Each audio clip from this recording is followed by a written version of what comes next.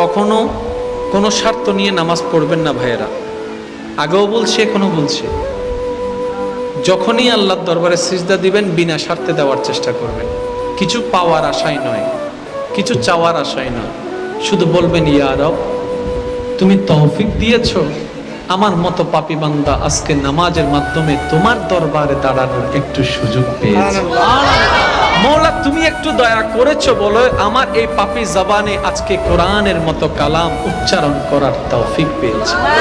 ও মাওলা, তোমার দরবারে দাঁড়ানোর মতো ন্যূনতম যোগ্যতা আমার কাছে নাই, আমার দাঁড়ানোটাই প্রমাণ করে সেটাই তোমার দয়া, সেটাই তোমার মাওলা। এতদিন পাগল ছিলাম, দুনিয়ার স্বার্থবাদী ছিলাম।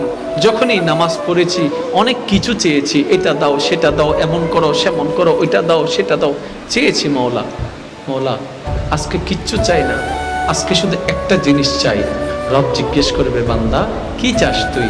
এবার আপনি বলবেন, মওলা কিচ্ছু চাই না, তোমাকে চাই, তোমাকে চাই, তোমাকে চাই। জগৎ জিজ্ঞেস করবে, চাকরি তোর লাগবে না? আপনি বলবেন যে না, আমার আর চাকরির দরকার নেই। কিন্তু তোর ব্যবসা লাগবে না? আপনি বলবেন ব্যবসার দরকার নেই। কেন কেন? বলে যে ব্যবসায় যে টাকা আসবে, সেই টাকায় যে রিজিকটা আসবে, ওই রিজিক দাতাকে লাগবে। ব্যবসার দরকার নাই, রিজিক দাতাকে লাগবে। চাকরির দরকার নাই, সম্মান দাতাকে লাগবে। পড়ালেখার দরকার নাই, এলম দাতাকে লাগবে। কারণ আমি যদি চাকরি পাই, ব্যবসা পাবো না। ব্যবসা যদি পাই, আমি স্ত্রী পাবো না। স্ত্রী যদি পাই, সন্তান পাবো না। সন্তান পেলে দল পাবো না। একটা পাবো, একটা পাবো না। কিন্তু আমি যদি রবকে একবার পেয়ে যাই, কমতি কিছু থাকবে না, সব আমার হয়ে যাবে।